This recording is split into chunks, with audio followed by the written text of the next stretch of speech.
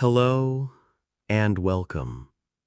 I'm so glad you're here with me today. Have you ever wished you could get a glimpse into the future? Not to see lottery numbers, but to know what truly matters in the end. To get the wisdom of a long life without having to wait a lifetime to learn it?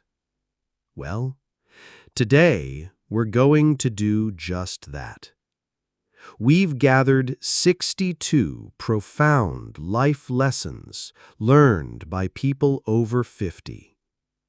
This isn't just advice, it's a treasure map drawn from decades of experience, of love, loss, success, and regret. These are the things they wish they'd known sooner. So grab a cup of tea, get comfortable, and let's listen to the wisdom of our elders. Let's learn how to live a life with fewer regrets and a lot more joy. Lesson 1. Treat your body like you're going to need it for 100 years. Let's start with the very foundation of our lives, our health. It's so easy to take our bodies for granted when we're young, isn't it? But neglecting your health is like borrowing from your future happiness. It can lead to decades of chronic illness down the road. The oldest Americans, in a 2011 survey by gerontologist Carl Pillemer, advised that unhealthy lifestyles essentially sentence you to 20, 30, or even 40 years of illness. Imagine that. So, the first lesson is to start thinking long-term. Make your daily health choices as if you are planning to live to be 100. Think about your diet, your exercise, and your regular checkups, not as chores, but as investments in a long, vibrant, and happy future. Caring for your body early on is one of the greatest acts of kindness you can do for your future self, preventing so much unnecessary suffering and allowing you to enjoy all the years to come. Lesson 2. Stay physically active every day to maintain strength and mobility. Have you ever noticed how some older people seem so frail, while others are still spry and full of life? A huge part of that difference comes down to movement. Regular physical activity is what prevents frailty. It keeps your bones and muscles strong, and it truly helps you feel younger and more capable. This doesn't mean you have to become a marathon runner overnight. The key is to incorporate natural movement into your day. Think about how people in the longest-lived cultures, the so-called blue zones, live. As longevity researcher Dan Buettner noted in 2015, they naturally move about every 20 minutes. They walk, they garden, they take the stairs. They don't sit all day. And as health research from Stewart in 2019 confirms, weight-bearing activity is our best weapon against frailty. So find ways to move that you enjoy. Your body will thank you for it for decades to come. Lesson 3. Eat a nutritious diet, mostly plants, and enough protein, and avoid overeating. What we put into our bodies is just as important as how we move them. A plant-based, high-fiber diet with the right amount of protein is a cornerstone of good health. And just as crucial is portion control. Overeating can lead to weight gain and a host of metabolic issues that can plague you for years. So, here's a simple action plan. Try to fill most of your plate with vegetables and beans, and consider adopting the Okinawan practice of hara hachi bu, which means you stop eating when you feel about 80% full. It's a simple trick to prevent overeating. Dietary surveys from Dan Buettner's 2015 research show that the diets of centenarians are about 95% plant-based, and many of them practice this 80% full rule. On top of that, as you get older, protein becomes incredibly important for maintaining muscle mass. According to 2024 guidelines from the AARP, experts advise getting about 70 to 100 grams of protein per day after the age of 50. Lesson 4. Moderate your alcohol consumption as you get older. As we age, our bodies change, and that includes how we process alcohol. Our tolerance for it tends to drop, and excessive drinking can lead to much higher risks of accidents like falls, not to mention health issues like liver problems. It's something to be mindful of. The advice here is simple and practical. Aim for more alcohol-free days each week. When you do choose to indulge, try to limit yourself to 1 or 2 drinks.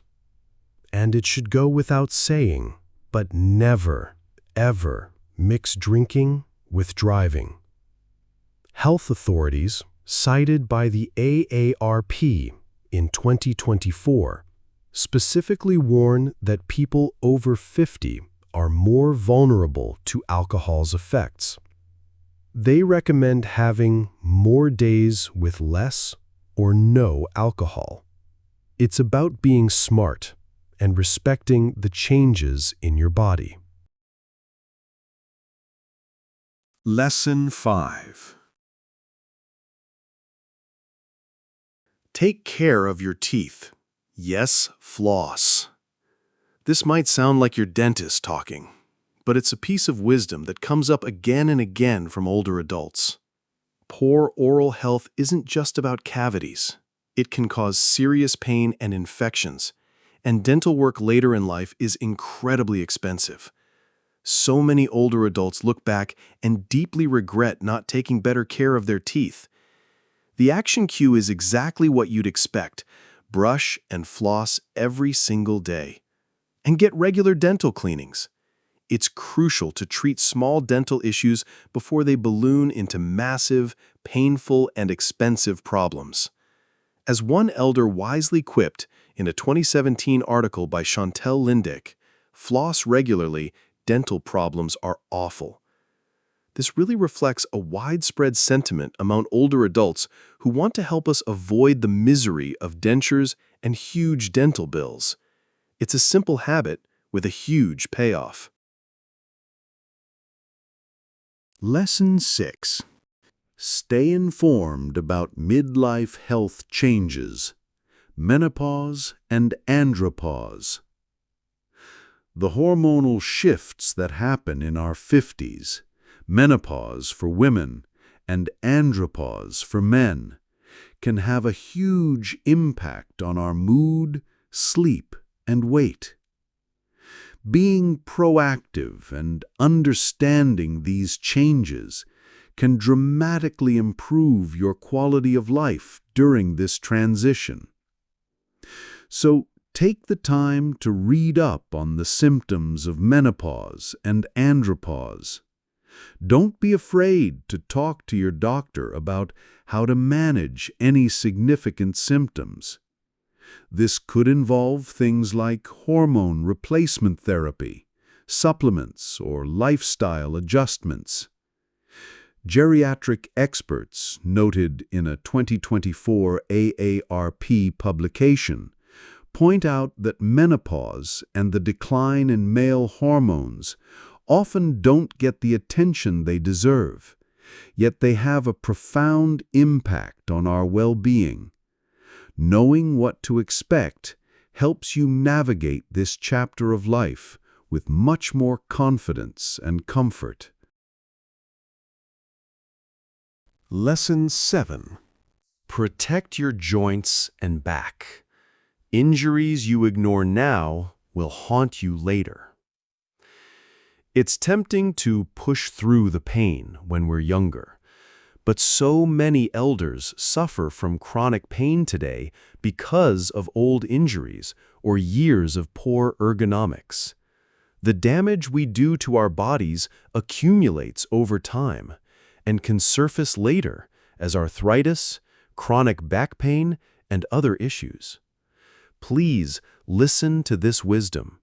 Use proper form when you're lifting anything heavy. Don't just walk off serious injuries. Get them treated and do the rehabilitation exercises. And think about the long game.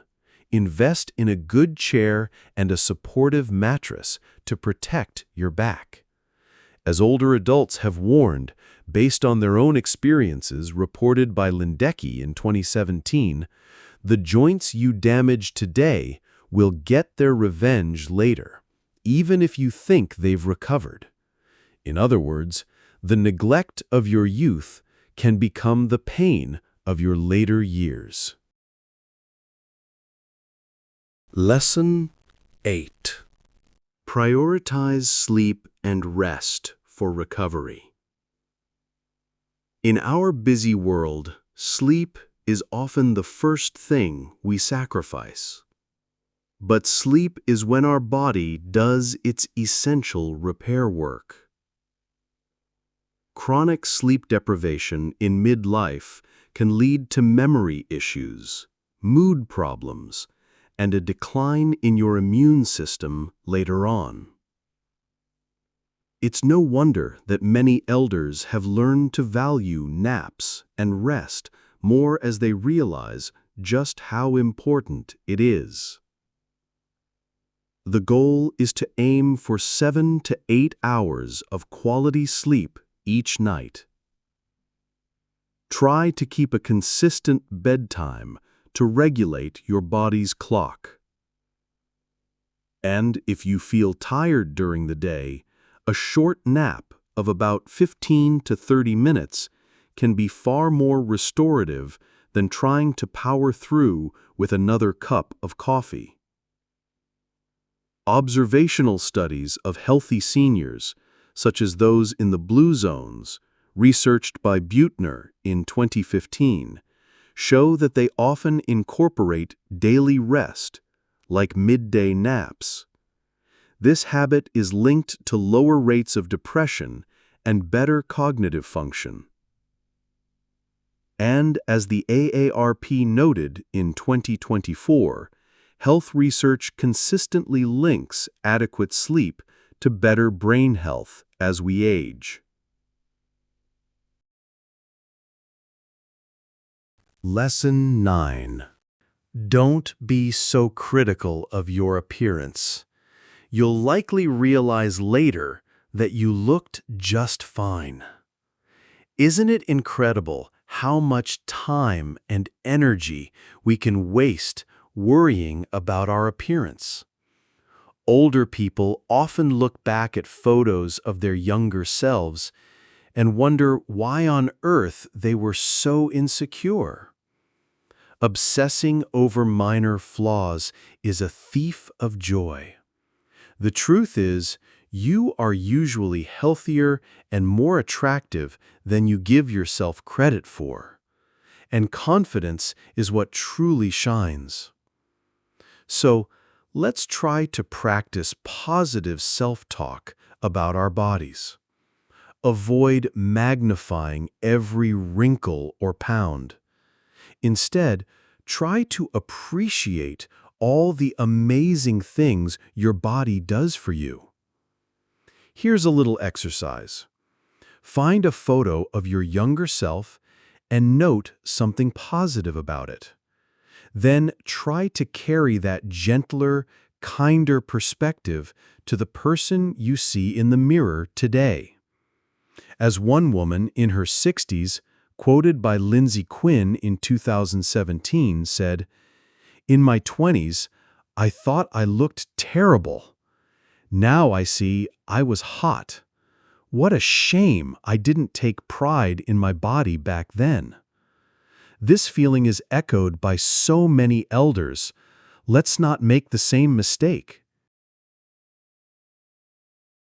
Lesson 10. Spend time in nature regularly for mental and physical well-being.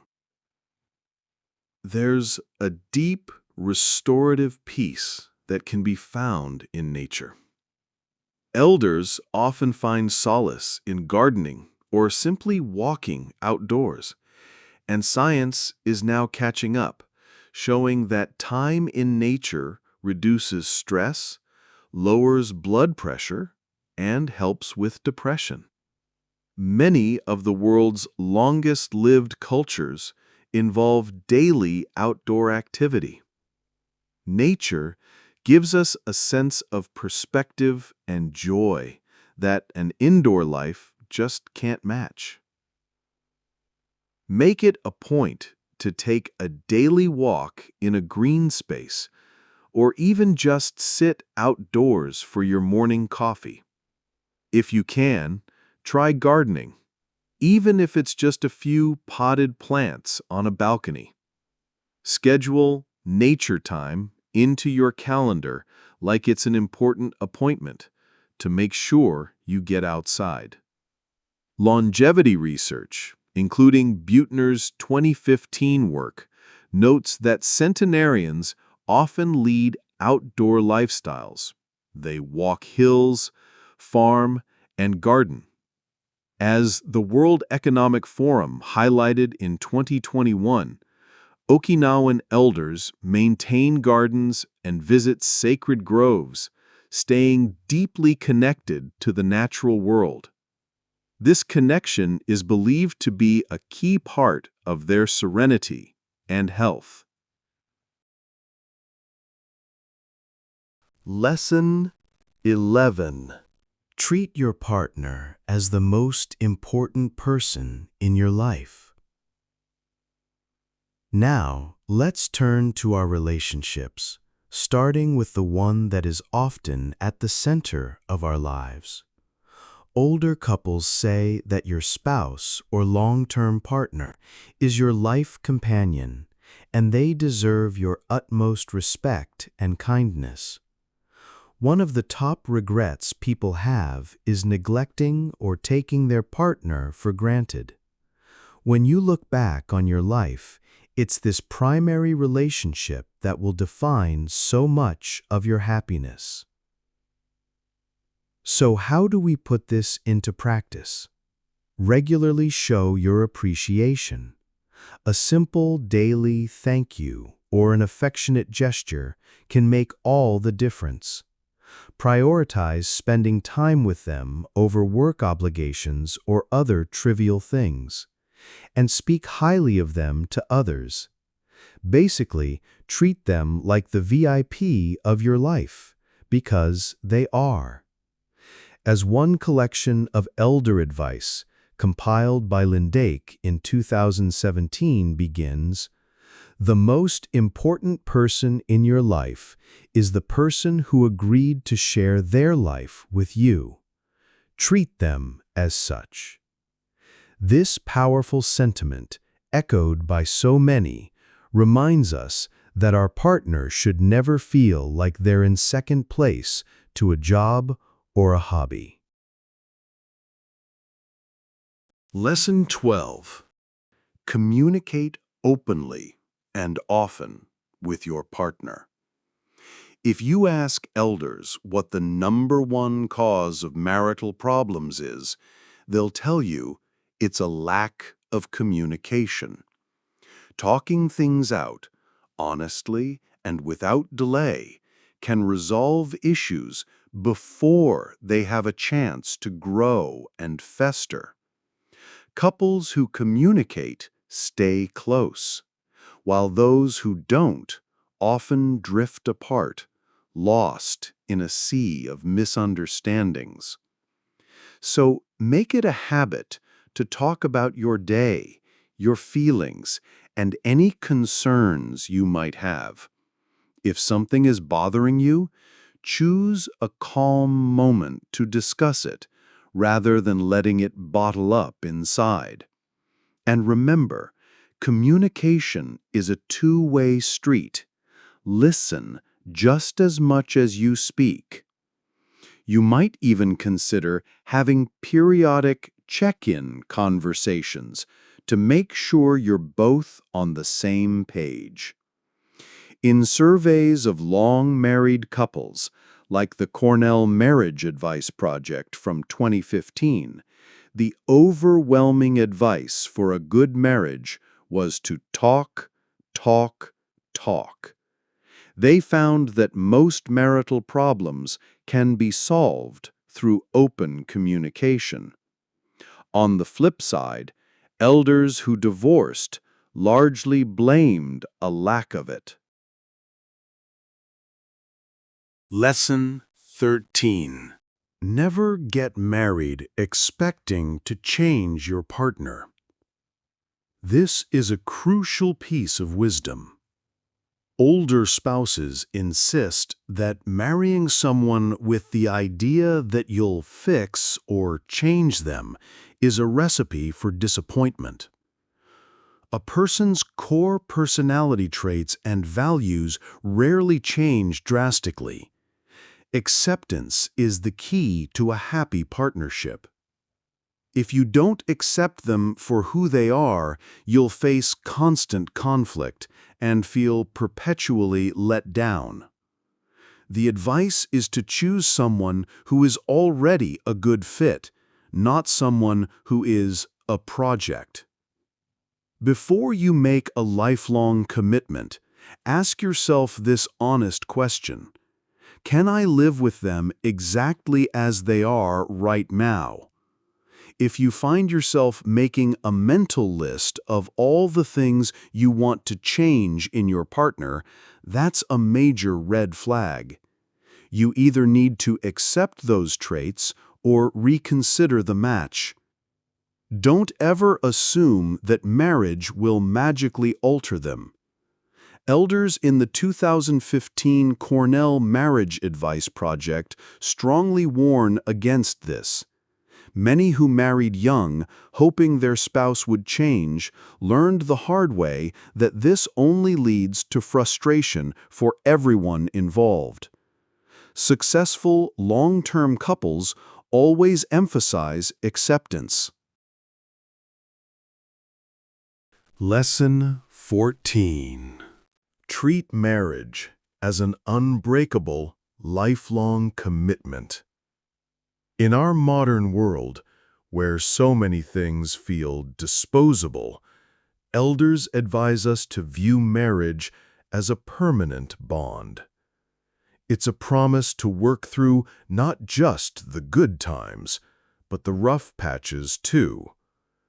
Those who held this mindset often found that persevering through dry or unhappy periods eventually led to a stronger, more fulfilling marriage in their later years.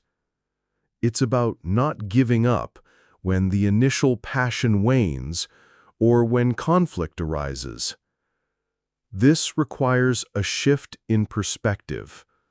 Move away from thinking, I can just leave if I'm not happy, and toward asking, how can we get through this together? When things get tough, look for solutions like counseling, spending more quality time together, or simply having patience, not looking for the exit. Of course, this advice assumes a foundation of basic respect and excludes abusive situations. But for the normal ups and downs of life, it's about regarding marriage as a journey you are on together for life. As Carl Pillemer's 2015 research on long-married couples found, They propose viewing marriage as a profound commitment to be respected, even if things go sour over the short term. Many of them struggled through low periods, sometimes for years, but by not quitting, they were rewarded with a renewed, deeper companionship later. Lesson 15. Work as a team with your spouse. In a marriage, you're not two separate individuals competing against each other. You are a team of two, facing the challenges of the world together. This means sharing burdens and responsibilities. Any problem that one person faces, whether it's a health issue, work stress, or anything else, is a problem that you both own. This teamwork approach strengthens your bond and makes your partnership more effective. Try to use the word we more than I when you're dealing with family issues. Approach problems like finances or household chores as shared challenges to be solved together. If your partner is struggling, instead of thinking, "That's your problem," ask, "How can I help?" Make decisions together, leveraging each other's strengths. In his 2015 work, Carl Pillemer shared that elders urge couples to apply a team mindset. As they put it, any difficulty, illness, or setback experienced by one member of the couple is the other partner's responsibility. They learned that tackling issues collectively, much like a sports team, made them more resilient and helped them avoid the resentment that builds when one person feels like they're carrying the entire load alone. Lesson 16. Choose a partner who shares your core values and goals. Marriage is simply easier and conflicts are fewer when you and your spouse are fundamentally on the same page about the big things in life: how to raise children, how to handle money, your ethics, and your overall life goals. Elders have observed that while opposites can attract when it comes to personality, having similar core values is absolutely critical for long-term harmony. Major differences in these areas can lead to constant tension and even breakups. Before you make a serious commitment, have deep and honest conversations about these core issues.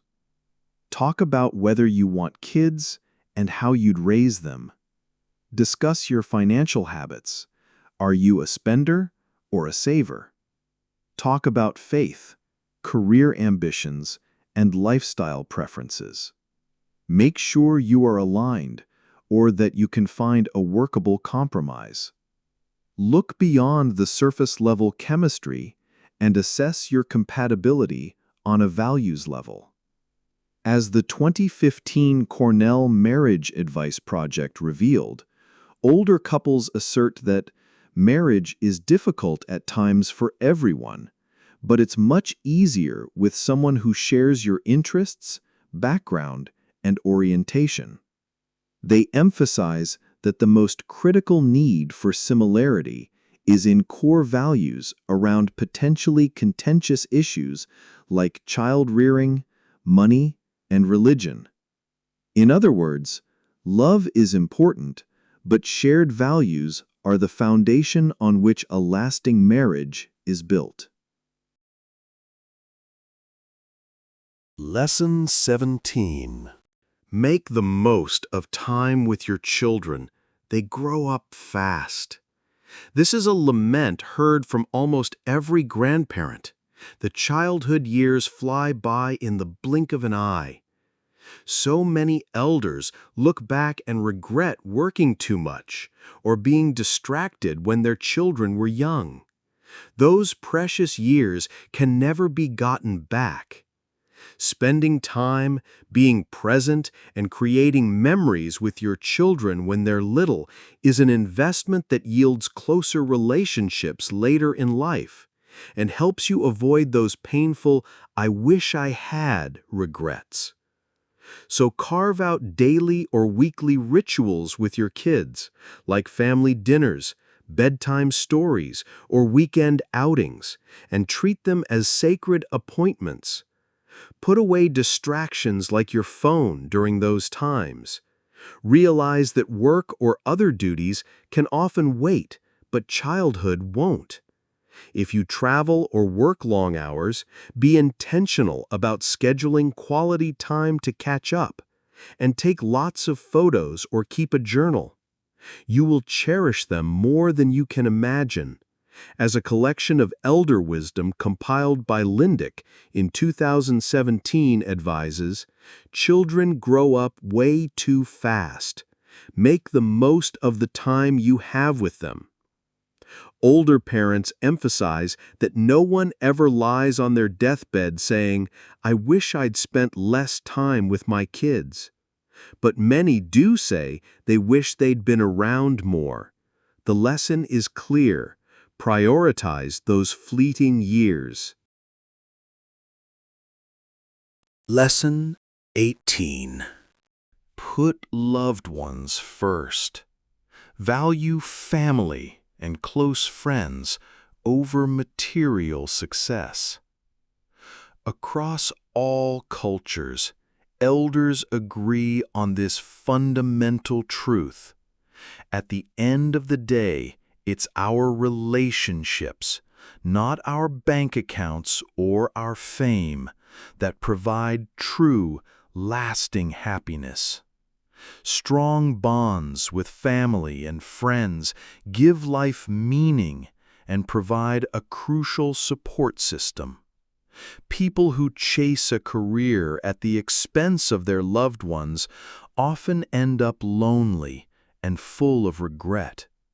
But those who invest in their family and friends have a rich support network in old age and a lifetime of beautiful memories. This means we need to make decisions with an eye toward our relationships. For example, don't take a promotion or relocate for a job without considering the impact on your family. Prioritize attending family milestones like reunions and birthdays. Budget your time just as you budget your money for visits and calls. If work is consuming all your time, be intentional about scaling back to reconnect with the people you love. Show up for both the important and the mundane moments. Those are the glue that hold relationships together.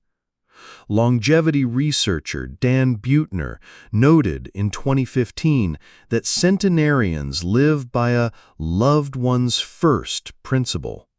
They spend significant time on family.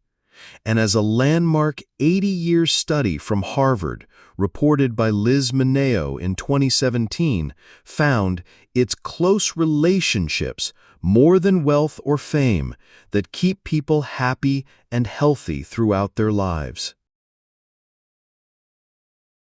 Lesson 19. Keep and cultivate good friends. Social connections are crucial for happiness and health. As we get older, our friendships become increasingly important, especially as our children grow up and our careers come to an end. Strong social networks are linked to a longer life and better mental health. In fact, a lack of friends can be as harmful to your health as smoking. Elders with close friends report less loneliness and more joy. And conversely, many regret letting good friendships drift away over the years. So, make an effort to stay in touch with a few close friends regularly. Schedule calls, coffee dates, or reunions. Be the one who reaches out. Don't always wait for an invitation. and remain open to making new friends in midlife and beyond, through clubs, classes, or volunteering. Think of your friendships like plants that need watering. Remember their birthdays, show up for them in hard times, and celebrate their good times. Research shows that older adults who spend time with friends have a lower risk of early death, higher positive emotions, and even a reduced risk of dementia. The Harvard study called Social Fitness, Actively Maintaining Friendships, a top predictor of happy aging, noting that social isolation is absolutely a killer. The message from our elders is clear. Keep your friends close. Lesson 20. Be a true friend. Put in the effort even when it's inconvenient. As life gets busier, it's all too easy to let friendships slide. But elders say that real friends are the ones you choose to inconvenience yourself for. They're the ones you would drive to help at 2 a.m., the ones whose calls you'll answer even when you're busy. Those are the friendships that last a lifetime and deeply enrich your soul. The lesser, more convenient friendships tend to fade away when they're not actively nurtured. Here's a way to think about it.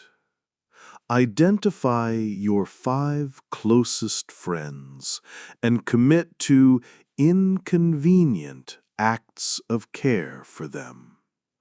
This could mean traveling to see them, helping them move, or dropping your plans when they're in a crisis. Proactively reach out instead of just saying, "We should catch up sometime." Keep a calendar of your friends' important events, like surgeries or job interviews, and make sure to check in. Essentially, be the kind of friend to them that you would want them to be to you. As one elder quoted by Lindsay Quinn in 2017 advised, choose 5 people outside your immediate family. Spend inconvenient time with them. Stay engaged with their lives. Expend your resources for their benefit. These are your real friends. This highlights that true friendship often requires sacrifice, but it yields unbreakable bonds. Lesson 21. Relationships. Don't waste time holding grudges or clinging to anger. Carrying around bitterness and resentment hurts you far more than it hurts anyone else. Elders often note that the years they spent being angry at a family member or a friend were largely wasted. Decades later, the original issue that caused the anger often seems trivial. Holding a grudge blocks the path to reconciliation and peace of mind. Letting go of old resentments earlier in life would have freed them to enjoy their relationships, or at the very least, not to rent out so much mental space to negativity. If you're holding a long-standing grudge, consider this perspective. In 10 or 20 years, will this still matter? Try to forgive, not for the other person's sake, but for your own. This might mean actively deciding to drop the issue, or even reaching out to bury the hatchet. If direct reconciliation isn't possible or safe, at least work on internally releasing that anger through journaling, therapy, or prayer. Think of it as lightening your own emotional burden. As one older Redditor wrote, Don't waste time with grudges or being angry. You just have to let it go. This is nearly unanimous advice from elders and is backed by mental health experts who find that chronic anger contributes to stress and illness. Lesson 22. If a relationship isn't right, be honest and move on. While our elders praise the value of commitment, they also recognize that staying in a fundamentally unhealthy or one-sided relationship is a waste of your precious time. Many will tell you that you are better off single than with someone who makes you miserable. Dragging things out because of inertia or a fear of being lonely doesn't help anyone in the long run. By the time you're in your 50s, it becomes crystal clear that the short-term pain of a breakup can lead to long-term happiness, whether you're on your own or with a more compatible partner. So don't string someone along if you know in your heart that it's not working. Have the courageous and compassionate conversation to end it. Likewise, if you're the one being strung along or treated poorly, muster the self-respect to walk away. Use your single time to improve yourself and get clear on what you truly want in a partner. Elders often found love or contentment later in life after freeing themselves from a bad match. It's never too late to start fresh.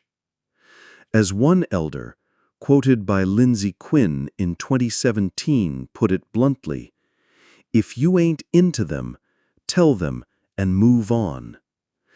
They learned that delaying the inevitable only wasted time and made the eventual breakup even messier. Lesson 23.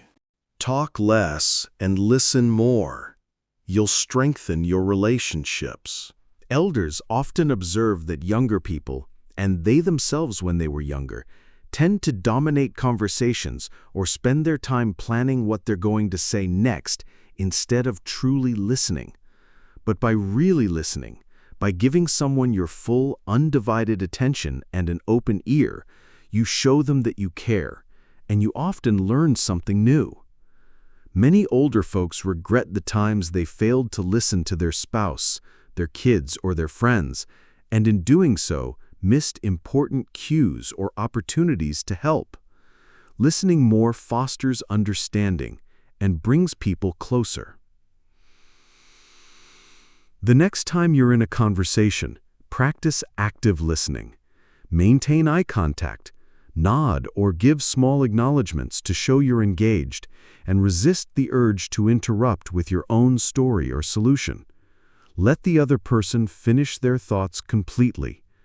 Ask follow-up questions that show you're genuinely interested. If you feel the urge to talk about yourself, gently redirect the focus back to them.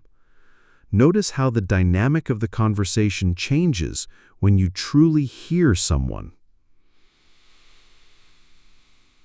A common piece of elder advice is simply talk less, listen more. By listening, you not only make others feel valued, but you also gain invaluable information and perspective. Lesson 24. Choose a career for its intrinsic rewards, not just the paycheck. Looking back, elders overwhelmingly say that chasing a big paycheck in a job you hate is a massive mistake. Work takes up a huge portion of your life.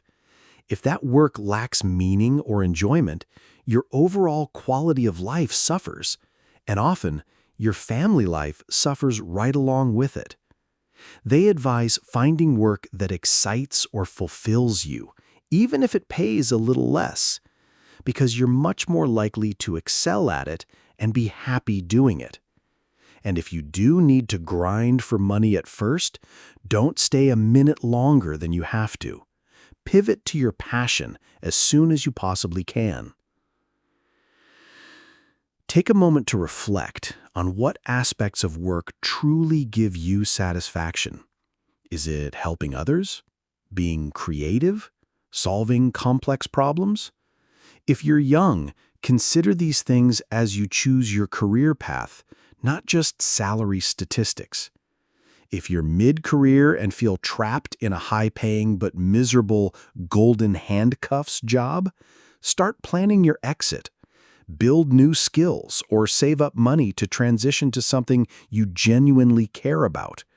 At the very least, pursue passion projects on the side. You don't want to be the person who says at age 60, "I wasted my life in a job I hated for money." In Cornell's Legacy Project, a survey of 1,200 elders by Carl Pillemer in 2011, a virtually unanimous 100% of them said not to choose a career based primarily on high pay. Instead, they urged, choose work for its intrinsic rewards. Life is simply too short. Lesson 25. Make the most of any job, even a bad one, by learning from it, but aim for autonomy. Elders often recount how even the terrible jobs they had early in their careers taught them valuable skills, how an industry works, how to deal with difficult people, and so on. Instead of just clocking in and out and resenting a bad job, they extracted lessons from it and then moved on. They also learned over time that having some autonomy at work, some control over your tasks and your schedule, is a huge factor in job satisfaction, sometimes worth more than a higher title or a bigger salary. So use those bad jobs as stepping stones, and always try to steer yourself toward roles where you have more self-direction. In your current job, even if it's not your ideal one, identify what you can learn from it. Perhaps it's how a business operates, customer service skills, or some technical know-how. Treat it as paid training for your future. Simultaneously, look for opportunities or positions that offer more freedom.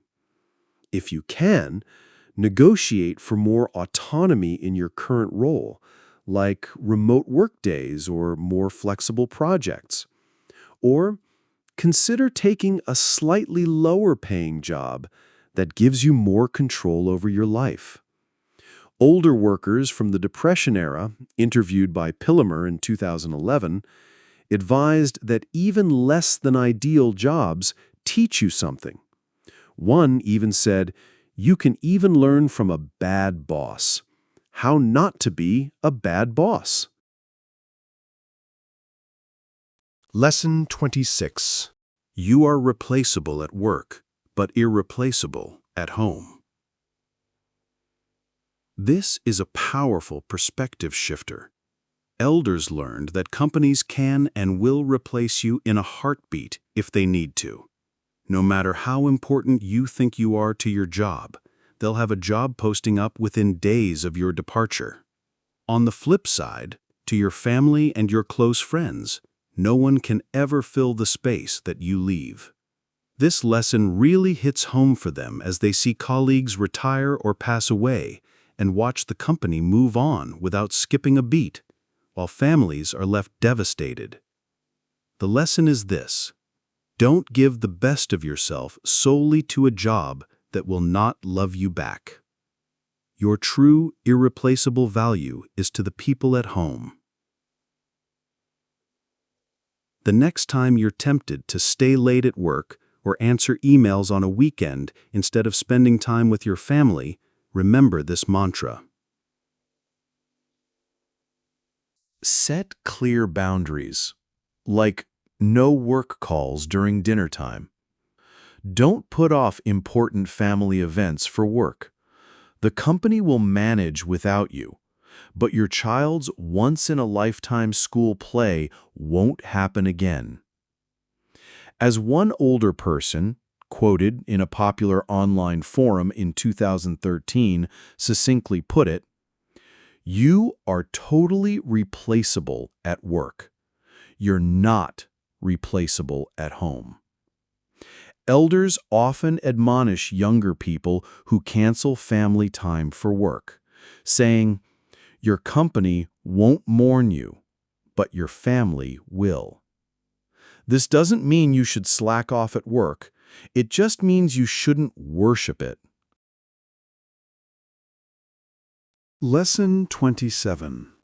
Work hard, but don't prioritize your job over family, friends, or yourself. Elders are not advocating for laziness. Most of them worked incredibly hard. But they caution that work should not consistently trump everything else in your life. So many older people recall missing family moments, neglecting their health or hobbies, and losing touch with friends because they had to work. In hindsight, many of them realized that the world wouldn't have ended if they had worked a little less and lived a little more. No one gets to be 80 years old and says, "I wish I'd spent more nights at the office." But they do say, "I wish I'd spent more time with my spouse and kids," or "I wish I'd taken that vacation." The takeaway is to have ambition, but to keep it within limits that allow for a balanced and fulfilling life. Set firm boundaries around your work. Designate certain evenings or a day on the weekend as completely off limits for work, and devote that time to your family or to rest. Use your vacation days. Don't stockpile them. If you find yourself regularly choosing work over important personal events, pause and reconsider. Will you remember that extra meeting in a few years, or will you remember the event you missed? Treat your non-work priorities with as much respect as you treat a meeting with your boss. As one person, quoted by Lindeck in 2017, wisely put it, "Nobody ever dies wishing they had worked more." The Harvard study also found that at age 50, it wasn't career achievement that predicted happiness at age 80. It was relationships. Balance is key. Lesson 28. Live below your means and avoid unnecessary debt. Financial stress is something that many elders warn can poison decades of your life. They advocate for a simple, timeless principle: spend less than you earn. Debt, especially consumer debt from things like credit cards, is seen as a trap that limits your freedom and causes constant underlying anxiety. Many older folks regret the sheer amount of money they wasted on interest payments and the opportunities they lost because they were busy servicing their debt. By living below your means, you build savings and flexibility, which in turn gives you options: the option to retire, to handle emergencies, or to help your family. Create a budget that allocates some of your income to savings and stick to it. Before you buy something on credit, ask yourself if you truly need it. Prioritize paying down high-interest debts aggressively and embrace a bit of frugality. Cook at home more often, buy used cars instead of new ones, and so on. Treat saving money like paying a bill to your future self. The peace of mind that comes from knowing you owe very little and have a financial cushion is priceless. As one elder, quoted by Lindeck in 2017, lamented, "Pay your bills and stay the hell out of debt. If I could have paid myself all the money I've paid out in interest over the years, I'd be retired already." Lesson 29. Save and invest early. Let time and compound interest work for you. When it comes to money, virtually every elder says some version of start saving when you're young. The reason is the magic of compound interest, the concept of earning interest on your interest. Small amounts of money that you save or invest in your 20s can grow to an astonishing amount by the time you retire. Many older people wish they had understood just how dramatically a dollar saved at 25 multiplies compared to a dollar saved at 45. Those who did start early often enjoy financial security and have more options in their later life. It's not about getting rich quick. It's about harnessing the power of time, which is the greatest asset a young person has. Commit to the habit of paying yourself first. This means that with each paycheck, you automatically divert a percentage, even just 5% or 10% to start, into a retirement or investment account before you spend it on anything else. Take full advantage of any employer 401k match. That's literally free money. And educate yourself on the basics of investing. The knowledge you gain at 25 can guide you for decades. As one older and wiser investor, quoted by Lindsay Quinn in 2017, humorously put it, invest in stock instead of blowing the cash on sweet, sweet whiskey. Financial analysis from sources like the AARP shows that a dollar saved at 25 could be worth 4 to 7 times more than a dollar saved at 45 by the time you're 65, all thanks to compounding. Lesson 30. Don't retire just to sit idle. Have a purpose in retirement, or don't fully retire at all.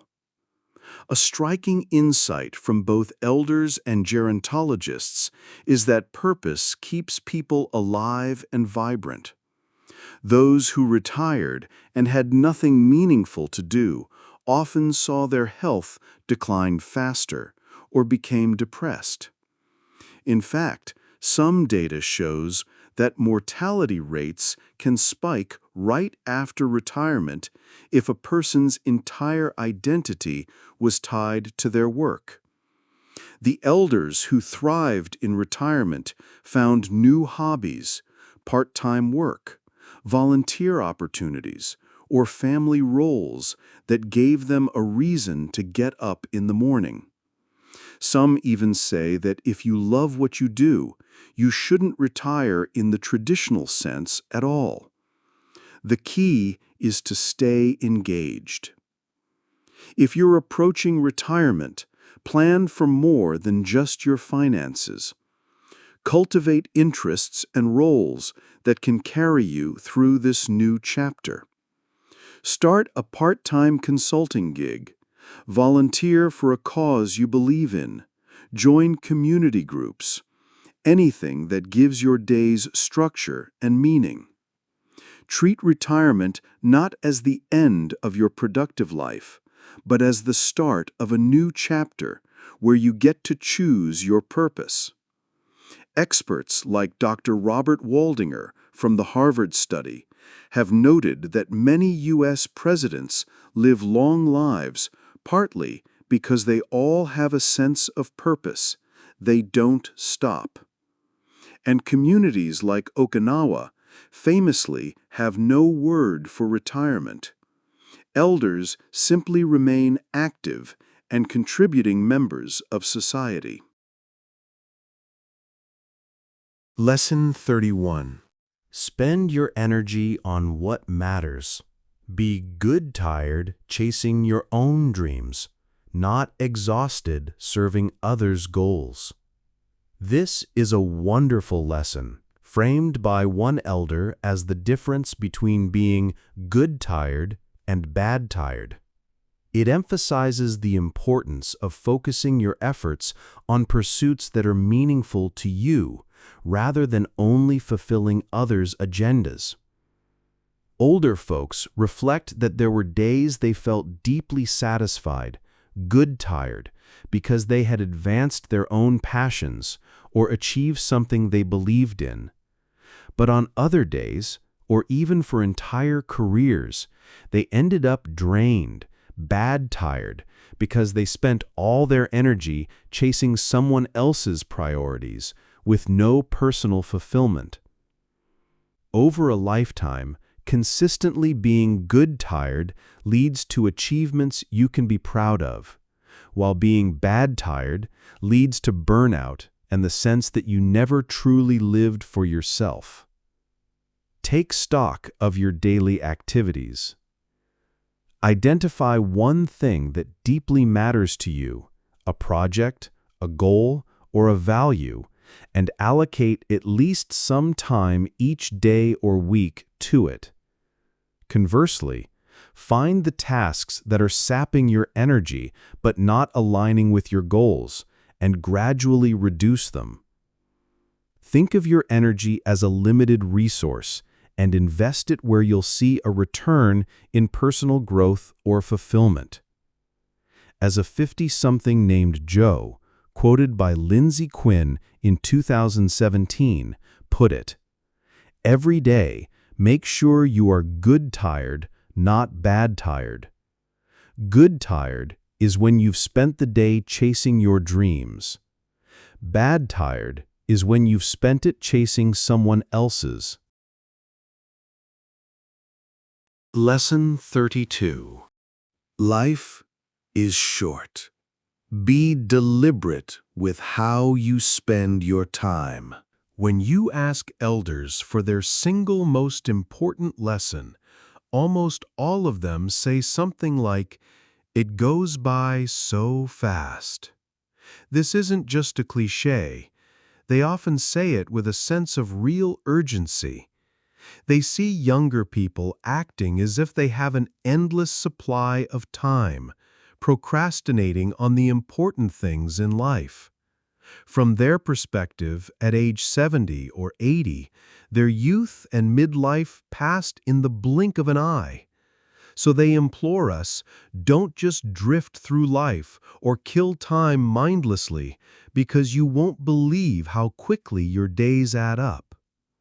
Being deliberate means consciously choosing how to use your limited time, aligning it with what truly matters to you, your values, your relationships, your goals, rather than letting the hours slip away to trivialities. Regularly pause and audit your time. At the end of each week, reflect, did I spend my time on the things that align with my priorities? If not, adjust for next week. Stop waiting for the perfect time to tell someone you love them, to change careers, or to take that trip. Do it sooner, not someday. In his interviews with 1,200 elders, Carl Pillemer found that "life is short" was a unanimous refrain. They offered vivid metaphors, saying it passes in a nanosecond. They stress this not to depress us, but to shock us into making conscious choices. Treat your time as the precious, non-renewable resource that it is. Lesson 33. Seize opportunities and adventures while you can. You're more likely to regret the things you didn't do. When elders talk about their regrets, a dominant theme is, "I wish I had done that when I had the chance." Missed opportunities, not traveling, not pursuing a different career, not taking a chance on love, tend to haunt them far more than the missteps they actually took. The consensus is that life is full of different paths. If you feel drawn to one, take it, even if it feels risky. You can often rebound from failures, but you can't go back in time and do the things you never even tried. Many older people surprisingly encourage more risk-taking in youth. They know that by the end of your life, you will regret your inaction far more than your actions. The next time an exciting or scary opportunity comes your way, a job abroad, a chance to start a business, an invitation to an adventure, and you have no compelling reason to say no, just say yes.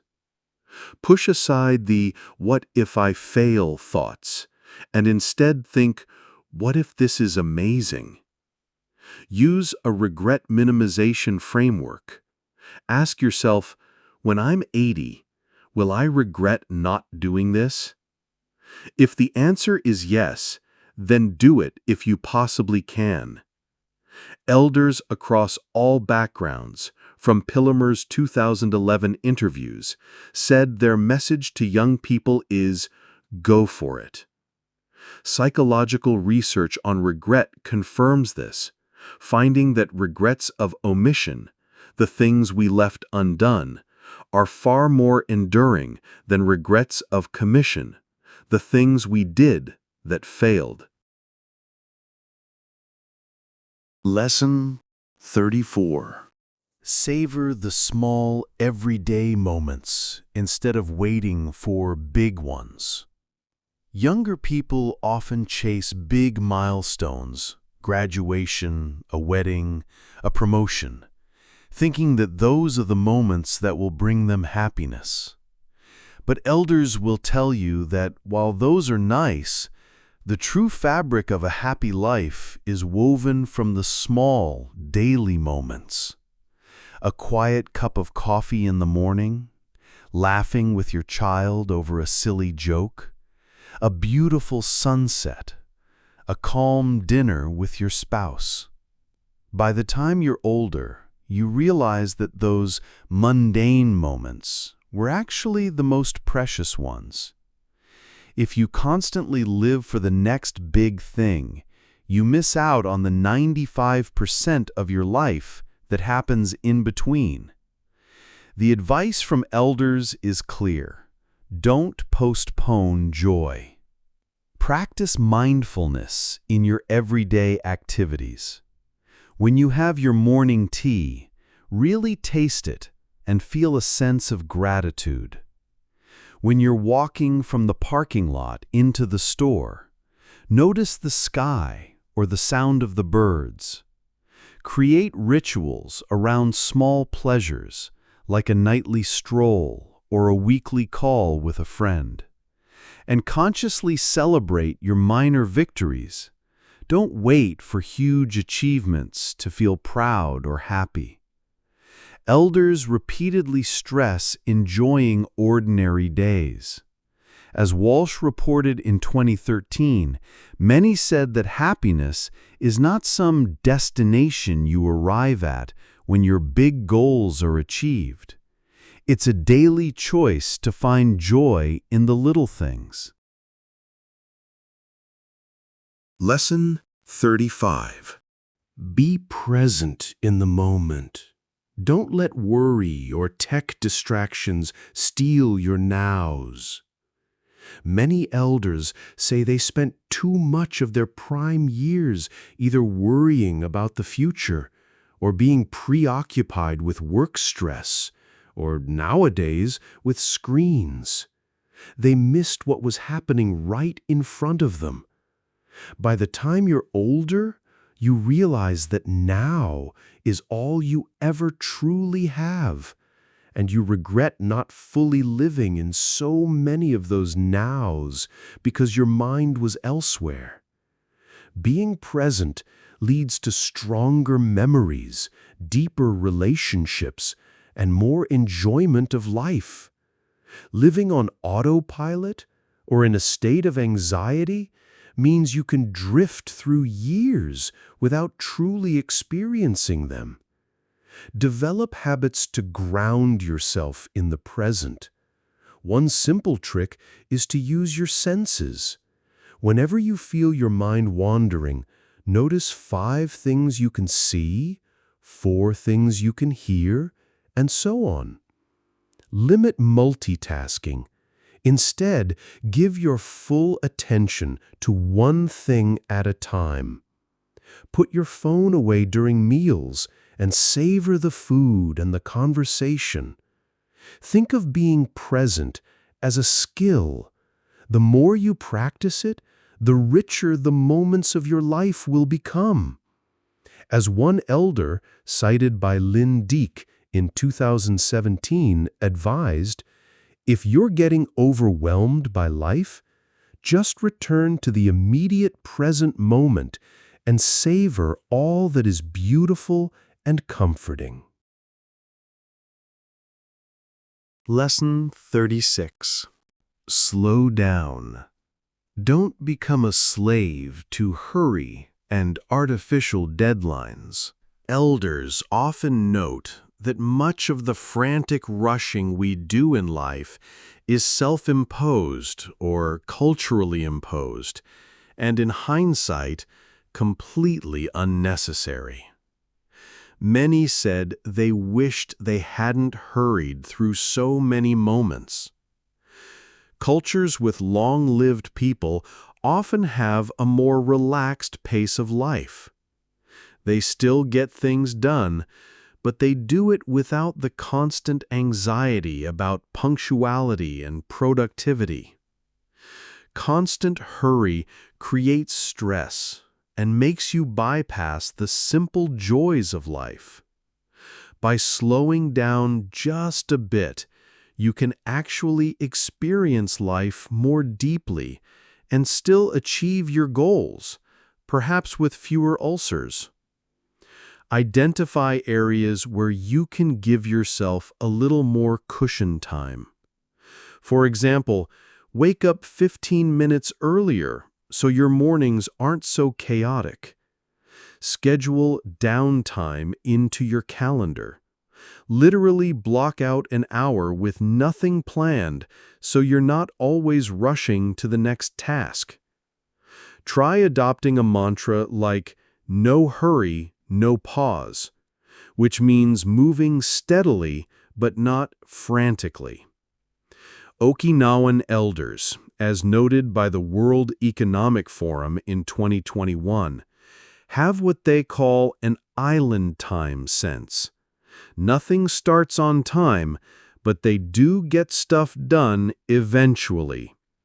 They've learned to roll with life. As one elder put it, we rush through life and then wonder where it went. Lesson 37. Don't sweat the small stuff. Older people have a keen sense of perspective about what truly matters, and most of what stressed them out when they were younger was, in the end, just small stuff. Minor slights, small mistakes, social faux pas, or material concerns that seemed huge at age 30 often elicit a chuckle at age 70. They realize that life is too short to spend emotional energy on trivialities. By not sweating the small stuff, by letting go of minor annoyances and imperfections, you free yourself up to focus on the big stuff, your health, your family, your purpose. When you're confronted with an annoyance, pause and ask yourself, will this matter in 5 days, 5 months, 5 years? If the answer is no, then consciously decide to drop it. Develop a sense of humor about minor mishaps. Practice laughing them off or shrugging. And try to avoid perfectionism in your day-to-day life. Aim for good enough and spend the time you save doing something you enjoy. One overarching theme from compilations of elder advice, like the one from Lindsay Quinn in 2017, is don't sweat the small stuff. As an 89-year-old in a 2013 Farnham Street interview described, she had a light bulb moment when she realized she could simply choose not to let little things ruin her day, and after that, she was much happier. Lesson 38. Stop wasting time worrying about things you can't control. When elders talk about their regrets, one of the most universal is, I wish I hadn't spent so much time worrying. They realized that most of the awful scenarios they feared never actually happened. And even when bad things did happen, worrying about them beforehand didn't prevent them, it only made the good times less enjoyable. Worry is described as a poison that effectively shrinks the joy in your life for no gain. Elders who learn to curb their worry report having a far more peaceful and enjoyable life, focusing on what they can do instead of on endless what-ifs. Here's a two-step approach to handle worry. First, whenever a worry arises, identify if it's something within your control. If it is, convert that worry into an action plan. For example, I'm worried about money, so I'll make a budget this weekend. If it's not in your control, like worrying that a loved one's plane might crash, acknowledge that you can't change it and mentally set it aside. In Carl Pillimer's survey, nearly every elder said they regretted the time they spent needlessly worrying. As one put it bluntly, worry wastes your life. They encourage us to focus on action and acceptance instead. Lesson 39. Don't postpone travel and experiences. Later, you'll wish you had done more. A prominent regret in elder surveys is not traveling or experiencing more when they had their health and fewer responsibilities. Many say they put off adventures waiting for retirement or for the kids to be grown, only to find that their circumstances or health issues prevented them from doing it later. The lesson is to take opportunities for travel, adventure, and learning when they arise, especially in your younger years, because life's responsibilities only tend to grow, and your health can decline unexpectedly. Low-budget travel and local adventures count too. The key is to seize the time to broaden your horizons and make memories. If travel is a desire of yours, start planning a trip now, even if it's a modest one that requires some saving.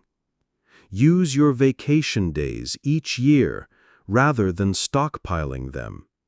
Make a bucket list of experiences you want to have and actively start chipping away at it in your 30s, 40s, and 50s. Don't wait until you're 70. When asked about regrets in the Legacy Project from 2011, many of the oldest Americans responded almost unanimously, "I wish I'd traveled more." They advise young people to embrace travel and adventure, even on a shoestring budget. You'll rarely regret the trips you took, but you will likely regret the ones you talked yourself out of. Lesson 40. Express your feelings. Don't leave important words unsaid. Elders often share poignant stories of things they never said. The "I love you," the "I'm sorry," or the "thank you" that they withheld, and how deeply they wish they had said them. People pass away, relationships end, and the opportunities to say these important words can vanish in an instant. The regret of silence is deep because you're left forever wondering, what if? By contrast, even if expressing your feelings is hard or doesn't go perfectly, elders say you'll feel better knowing that you tried. This includes positive feelings like affection and appreciation, as well as addressing difficult issues in a constructive way. In short, share what's in your heart. Don't assume others know or that you can just do it later. If you love someone, tell them, sincerely and often. Don't assume they know. Make it a practice to say appreciative things. If you need to apologize to someone, swallow your pride and do it, even if years have passed. Write a letter if speaking is too tough. Think of any relationship where if the person were gone tomorrow, you'd have wished you had said something. And then say it now. In his interviews, Carl Pillemer found that older people implore younger folks to say things now to people you care about while they are still around. As Walsh also reported in 2013, many had the painful experience of losing someone suddenly and living with the ache of words left unsaid. Lesson 41. Be true to yourself instead of trying to meet others' expectations. One of the top 5 regrets of the dying, as recorded by hospice nurse Bronnie Ware in her 2012 book, is, "I wish I'd had the courage to live a life true to myself, not the life others expected of me." Elders echo this sentiment profoundly. Many spent years or even decades doing what they thought they should do, pursuing careers chosen by their parents, living according to social norms at the expense of their own dreams and identity. Those who broke away and followed their own path, even if it was unconventional, report much greater life satisfaction. Those who didn't often harbor deep regrets. The lesson is this: you get one life. Live it as you, not as an imitation of someone else's desires. Reflect on whose expectations might be driving your big life decisions. Are they your parents, your peers, your cultures? Identify areas where you're suppressing your true interests or values to please others, and start making incremental changes to align your life with your authentic self. It can be scary to disappoint people, but elders assure us that the temporary discomfort is worth a lifetime of integrity. The Legacy Project noted that many elders' advice boiled down to Don't spend your life trying to fit someone else's mold. As one elder put it, you're the one who has to live with your choices at the end of the day. Lesson 42.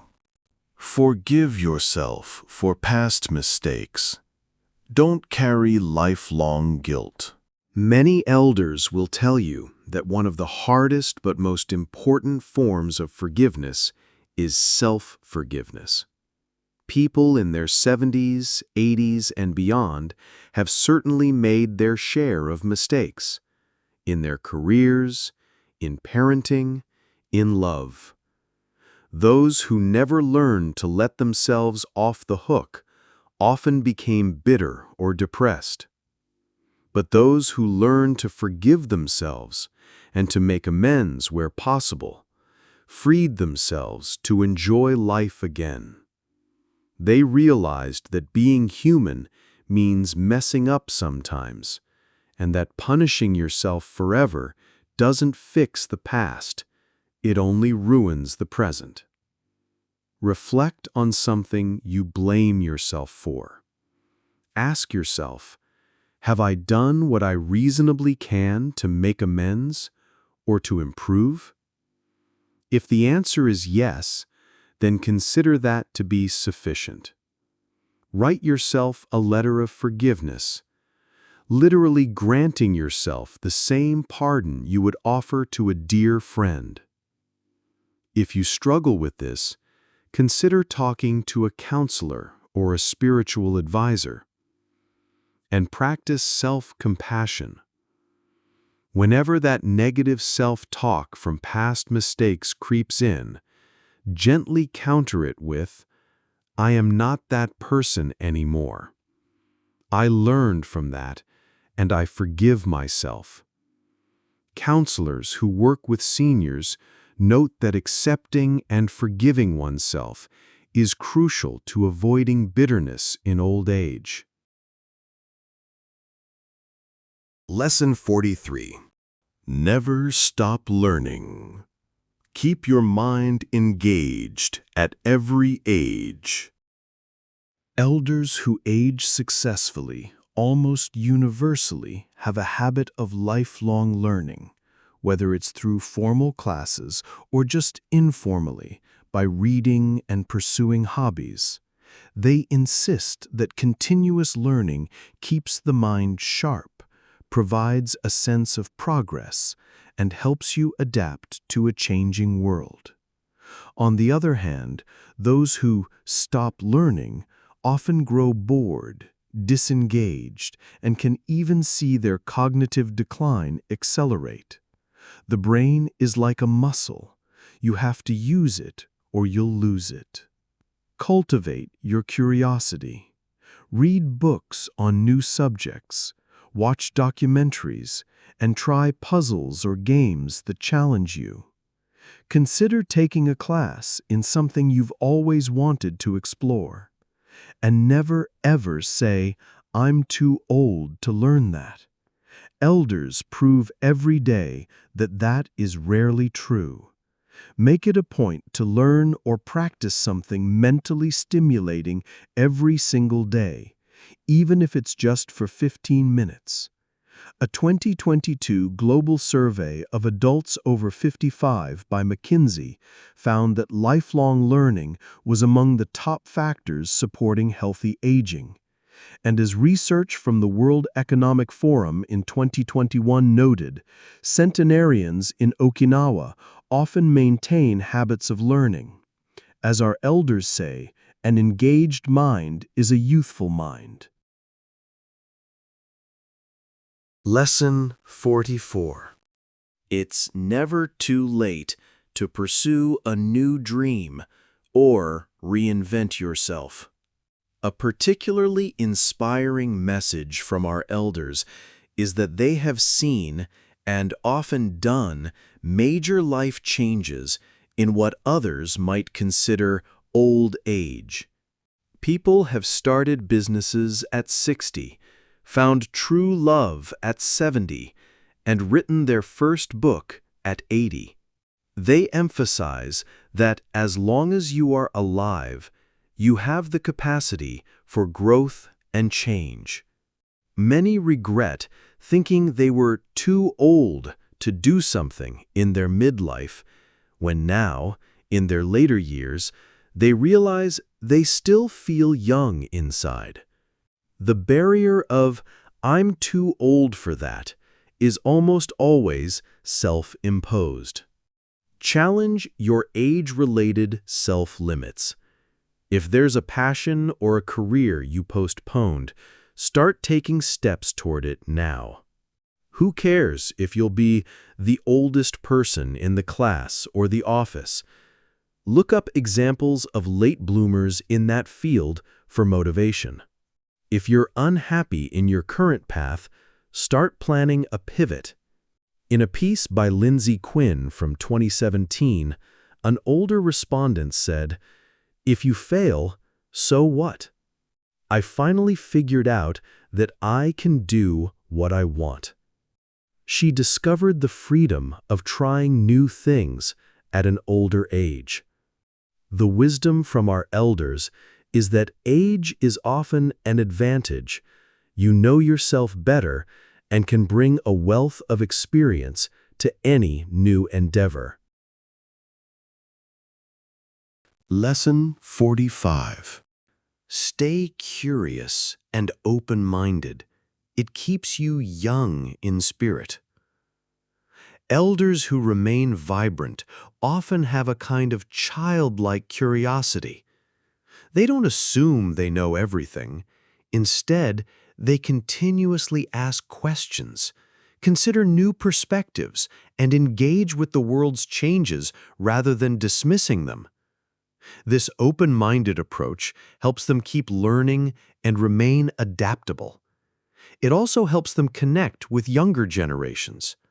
Conversely, elders who become rigid or stuck in my day thinking tend to become more isolated and bitter. Curiosity brings a sense of wonder and youthfulness to life, no matter your chronological age. Cultivate your curiosity on a daily basis. Ask why or how about things you encounter. Talk to people outside your usual circle, younger folks, people from different cultures, and truly listen to them. When you're faced with something new or uncomfortable, instead of immediately rejecting it, try saying, "Tell me more about that," or do some research on it. Adopt the mindset of a student of life. Gerontologists, cited in a 2023 McKinsey report, note that some of the most vibrant elders are those who act like students of life. One 90-year-old said, "I learn something from my grandkids every day. It makes me feel connected." Curiosity is a youth serum for the mind. Lesson 46. Nurture a hobby or creative outlet. It's a source of joy and resilience. Many elders attribute a great deal of their happiness and mental resilience to their hobbies. Whether it's gardening, playing music, crafting, or playing cards. These activities provide a sense of purpose, mastery, and relaxation outside of their work or family roles. Hobbies can be absolute lifesavers in tough times. They provide a distraction from stress and loss, and offer a way to express yourself. Those who maintained hobbies have something enjoyable to do each day and communities to do them with. Those who didn't often wished they had developed interests beyond their work and family, because later life can feel empty without them. If you don't have a hobby, think of something that sparks your interest and just try it, regardless of your skill level. If you do have hobbies, guard the time you spend on them as you would an important appointment. and use your hobbies as a healthy coping mechanism. The next time you feel down or stressed, spend an hour on that activity. It can be incredibly therapeutic. Studies show that seniors who are engaged in hobbies have higher life satisfaction and lower rates of depression. As a 2019 study in BMC Geriatrics found, those with hobbies had better psychological well-being. As elders advise, don't let work consume you to the point where you have no hobbies. Cultivate them now so you will always have passions that are truly your own. Lesson 47. Don't be afraid to admit "I don't know" and ask for help. Younger people sometimes feel pressure to appear competent and all-knowing, but elders say that's a waste of energy. No one knows everything, and pretending that you do just prevents you from learning and can lead to big mistakes. They found that life got much better when they swallowed their pride and sought advice or assistance when they needed it. Admitting ignorance is the first step to gaining knowledge. Plus, asking others for help often strengthens your relationships, as people appreciate being asked and being able to contribute their expertise. The next time you're faced with something you don't understand, resist the impulse to fake it. Instead, reach out to someone with expertise and say, "Hey, I'm not familiar with this. Could you help me or explain it?" Most people are happy to share what they know. Likewise, if you're struggling emotionally, consider talking to a trusted friend or a counselor instead of bottling it up. Make "I don't know, but I can find out" one of your go-to phrases. As one elder from the piece by Lindsay Quinn said, "It's okay to not know everything. Surround yourself by smart people, and when you don't understand something, admit it and ask for help." Elders champion intellectual humility as a strength, not a weakness. Lesson 48. Find a sense of purpose, a why that makes you eager to get up in the morning. Having a clear purpose in life, something that gives you meaning, is strongly linked to happier and even longer lives, especially in older age.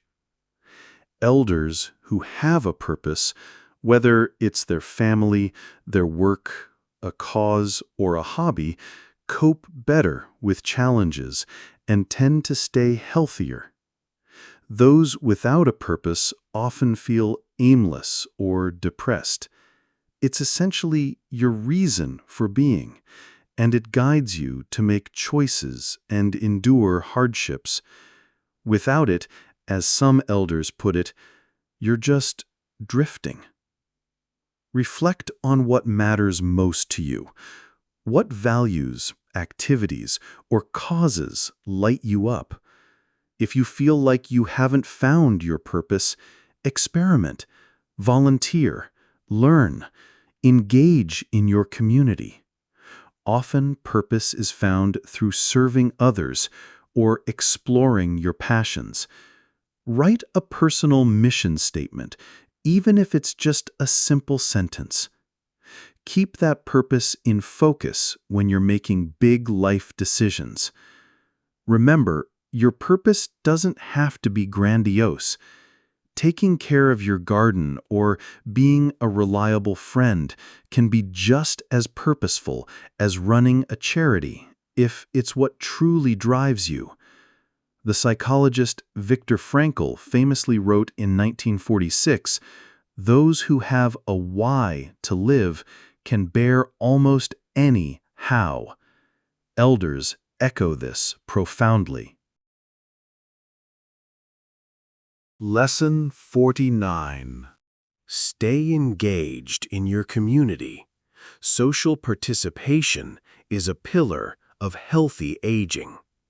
Being actively involved in society through work, volunteerism, clubs, or even regular social gatherings is strongly correlated with happier, healthier elders. Isolation, on the other hand, is as dangerous to your health as smoking. Elders who remained engaged report feeling needed and stimulated, whereas those who withdrew from their community often languished. Contributing to your community, however modestly, gives you a sense of accomplishment and belonging. Make a plan to maintain or increase your social involvement as you age. This could mean staying in the workforce longer in a part-time capacity, finding volunteer opportunities, or joining clubs that interest you. The key is to have consistent interactions and a role that connects you to other people. Don't allow yourself to become isolated. A 2023 McKinsey Health Institute survey of 21 countries found that consistent societal participation gave older adults a significant boost in their overall health. The Harvard study also indicated that good relationships, including community ties, protect both the mind and the body. As one elder said, "I don't have time to be sick or sad. My volunteer ladies expect me every Tuesday." Lesson 50. Give back. Contributing to others adds meaning to your life. One of the most profound satisfactions that elders mention is knowing that they made a difference in someone else's life or in their community. In fact, when you ask them about their proudest moments, many of them cite acts of generosity or service. Contributing can counter the feelings of purposelessness that can sometimes creep in during the later years. It also shifts your focus away from your own problems and fosters a sense of gratitude. Humans are wired to feel good by doing good. Elders emphasize that giving is as beneficial to the giver as it is to the receiver. Identify a cause or a need that resonates with you and find a way to help. It could be something formal, like volunteering at a food bank, or something informal, like regularly helping an elderly neighbor. Incorporate giving into your routine. When you catch yourself in a funk, try doing something kind for someone else. It often lifts your spirits. Research from the National Academies of Sciences in 2019 confirms that older volunteers have lower rates of depression and even lower mortality rates. The lesson from our elders is clear. In giving of yourself, you paradoxically receive more in return, more purpose, more connection, and more joy. Lesson 51. Build relationships across generations. Elders who engage with younger people tend to stay mentally and socially sharp, and younger people benefit immensely from their wisdom and support. Many elders say that some of their most meaningful experiences are mentoring or simply spending time with their grandchildren or young friends. Societies that encourage intergenerational mingling see better outcomes for both their elders and their youth. Bridging the age gap keeps everyone learning and makes the community healthier. If you're older, reach out to younger family members or neighbors. Take a genuine interest in their lives and offer your support and skills where appropriate. If you're younger, don't hesitate to seek advice or company from older relatives or mentors. Include them in your events. Consider promoting or participating in community initiatives that connect different age groups, like community gardens or storytelling events at the local library. The Cornell Legacy Project found a common theme. Older folks feel energized by youth, and youth gain valuable perspective from elders. They advise us all to make more of these connections.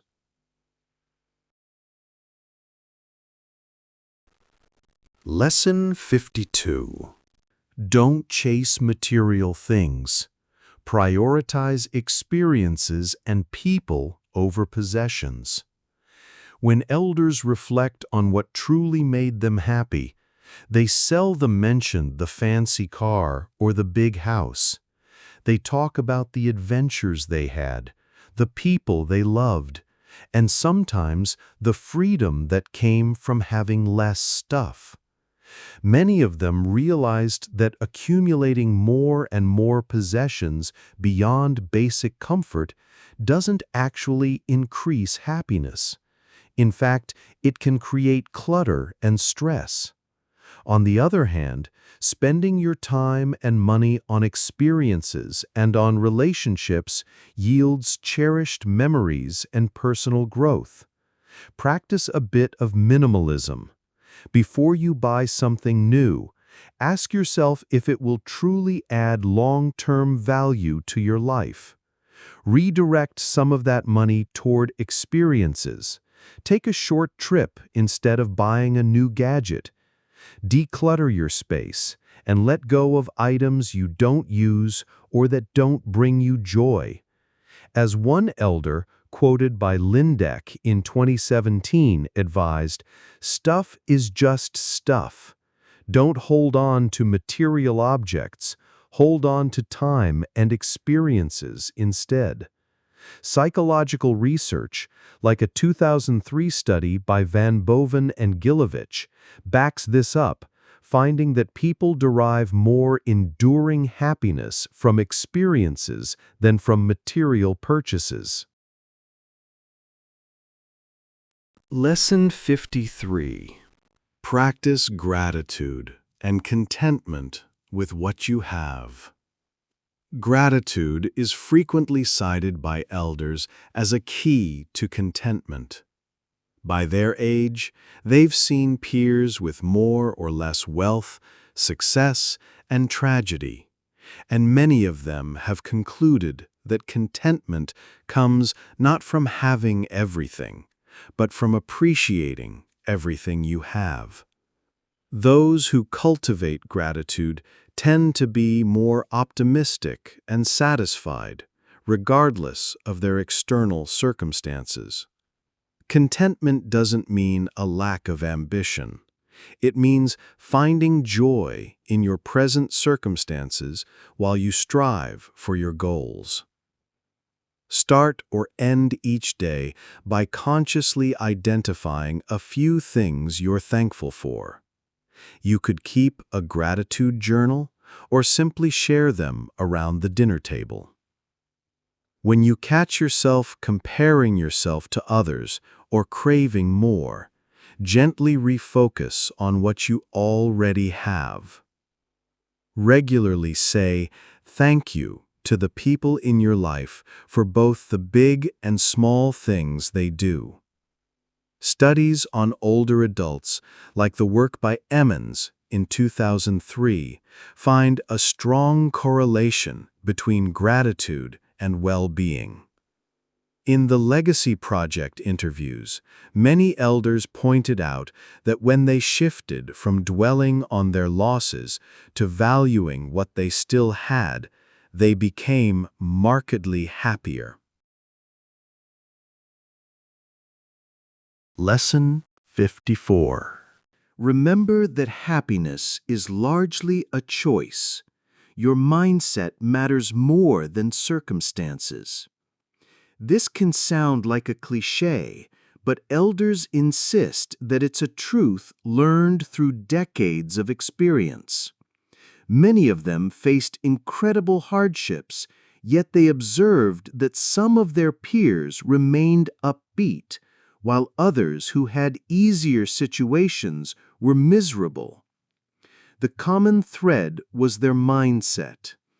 At some point, you realize that you can consciously choose to focus on the positives, to find humor, and to accept what you cannot change. In doing so, you create your own happiness despite your circumstances. It's not that life events don't affect you, but they don't have to determine your happiness. Try adopting a happiness habit. Each day, do something that makes you smile. When you're facing a challenge, ask yourself, how can I view this in a more hopeful or humorous light? And practice reframing negative thoughts. Take ownership of your happiness. Rather than waiting for life to make you happy, proactively add joy to your life. As one 89-year-old interviewed for Farnham Street in 2013 said, "In my 89 years, I've learned that happiness is a choice, not a condition." Elders almost universally echo that at some point you must take responsibility for your own happiness. Lesson 55. Simplify your life to reduce stress.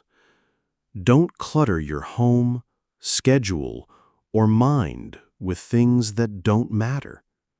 With decades of life behind them, elders often realize that much of the clutter, physical possessions, overbooked calendars, even mental baggage, only weighed them down. Many find immense relief in downsizing their homes and belongings in their later years, wishing they had done it sooner.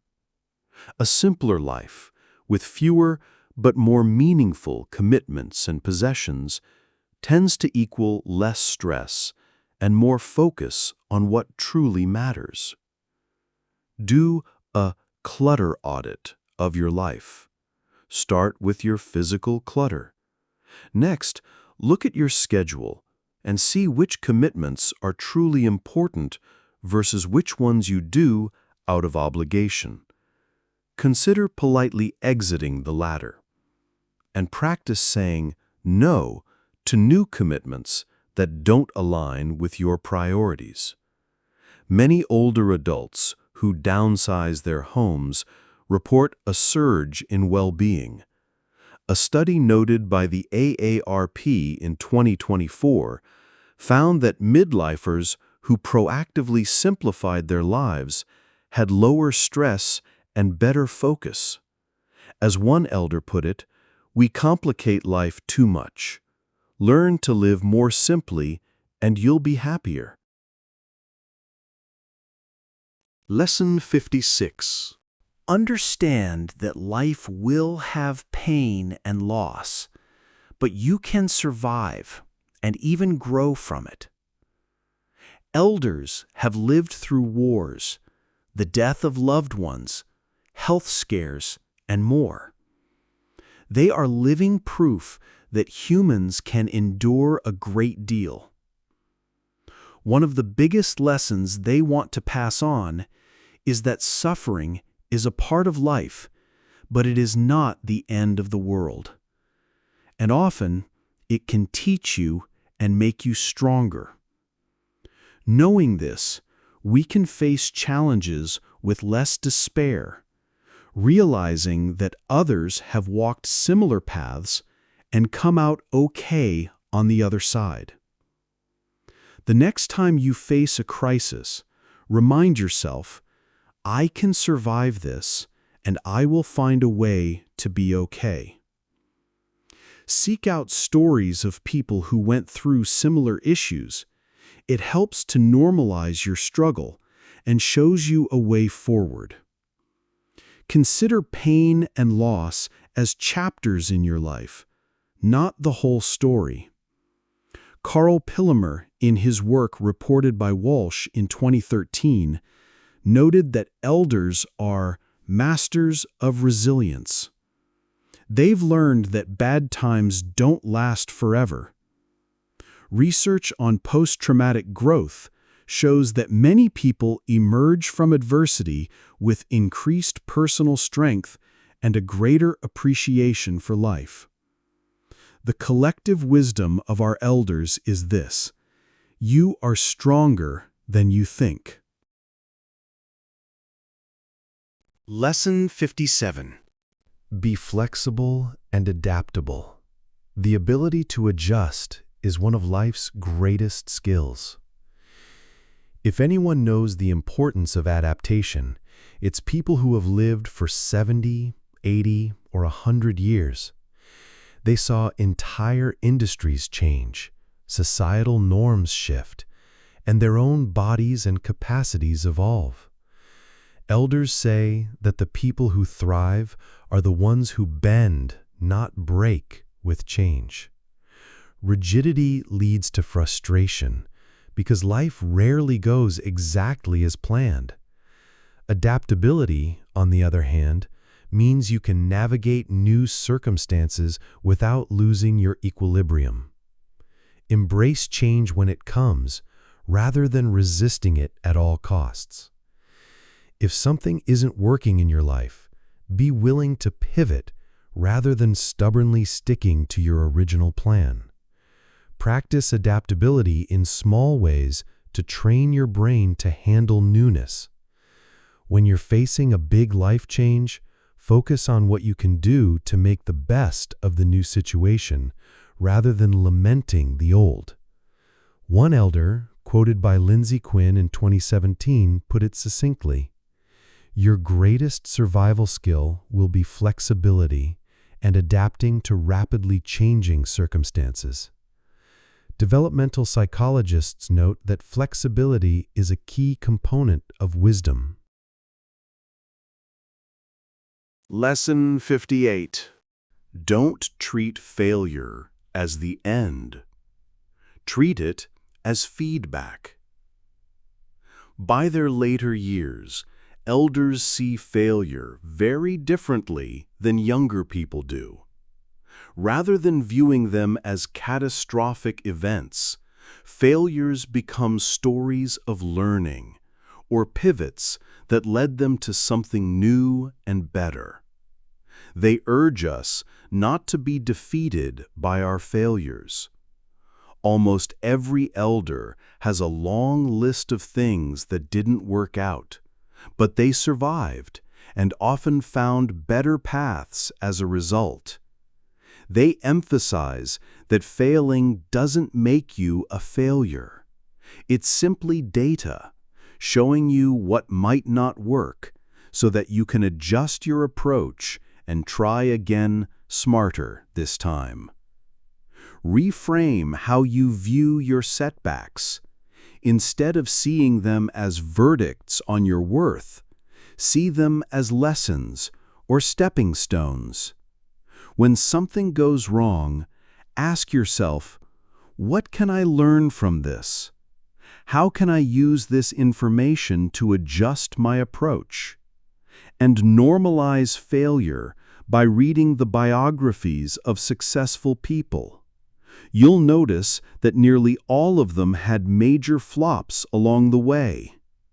As one elder, Henrietta, was quoted by Quinn in 2017, "If you fail, so what?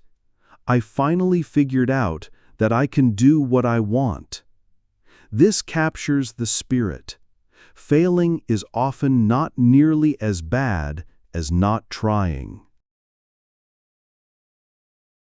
Lesson 59. Keep your sense of humor, even in tough times.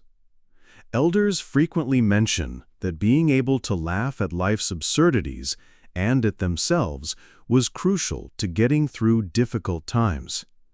Humor acts as a pressure release valve for stress and grief. It doesn't remove the problem, but it gives you a moment of relief and perspective.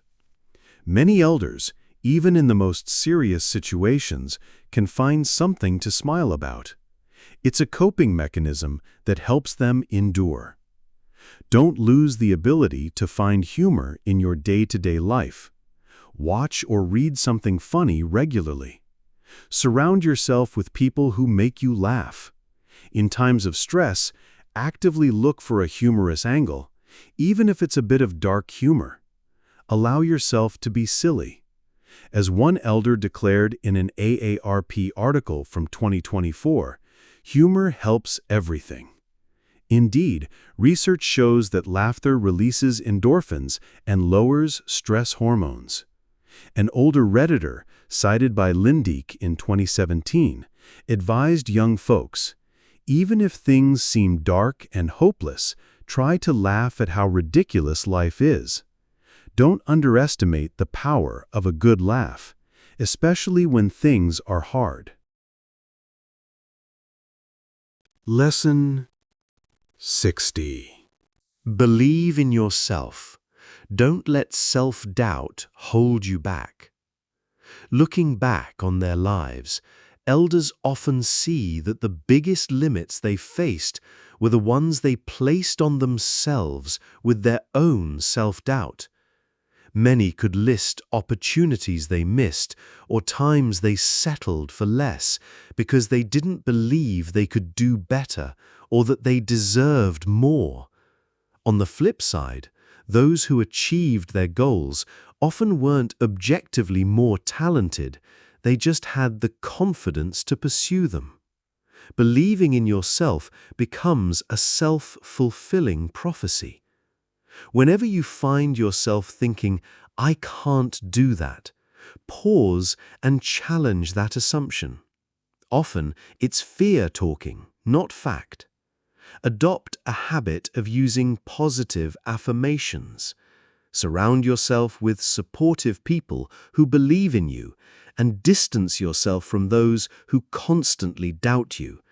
And set small, achievable goals to build your confidence step by step.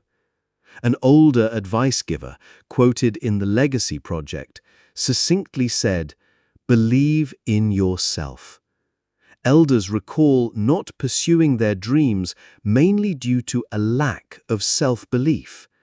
Their message to us is to trust our unique value and not to talk ourselves out of aiming high. Lesson 61.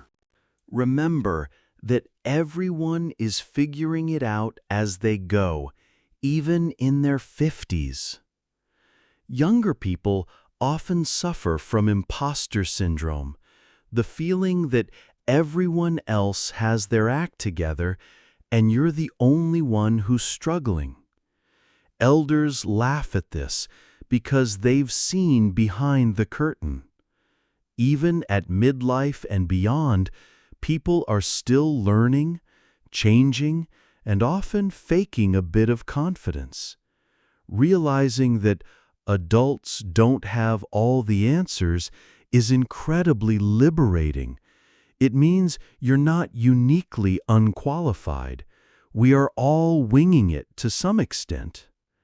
The next time you're in a situation where you feel like you're the only one who doesn't know something, remind yourself that it's likely others are confused too, but they're just staying quiet. Embrace the mindset that we're all learners here. Avoid putting people on a pedestal. Carry the thought no one has it 100% together as a form of reassurance to not be too hard on yourself. As one older person on a forum, cited by Quinn in 2017, said, "Everyone is winging it. Some just do it more confidently." Don't let the myth that everyone else knows what they're doing stop you from trying something new. Lesson 62. Take advice, including these lessons, as guidance, not gospel. Ultimately, live your own life. In a final, beautiful twist of wisdom, many elders caution that while they love to give advice, they know that each person's journey is unique. What worked for them may not be a perfect fit for you. They encourage us to consider their lessons, but then to filter them through our own values and context. One elder, quoted by Lindeck in 2017, literally said, "Take your own advice is my advice." A humorous acknowledgement that our own personal intuition matters most.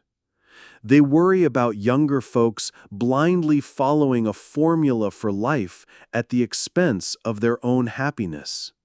So, listen to your elders, your mentors, and to books with an open mind, but always cross-check their advice with your own inner voice and your specific circumstances. When you receive advice, ask yourself, does this align with who I am and my situation? Feel free to experiment. Think of all this advice as a buffet. Take what nourishes you, leave what doesn't, and maybe come back for certain items when you're ready.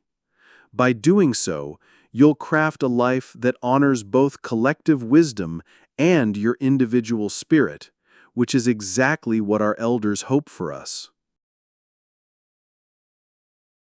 And there you have it, 62 lessons, distilled from thousands of years of combined human experience. It's a lot to take in, I know. But if there's one thread that runs through all of them, it's this. Live with intention. Be intentional with your health, your relationships, your time, and your mindset. Savor the small moments. Forgive yourself and others. Never stop learning. And above all, be true to the person you are. Thank you so much for spending this time with me today. I hope these lessons have given you some peace, some perspective, and some inspiration. Go out there and live a life that, when you look back on it from a great age, will make you smile.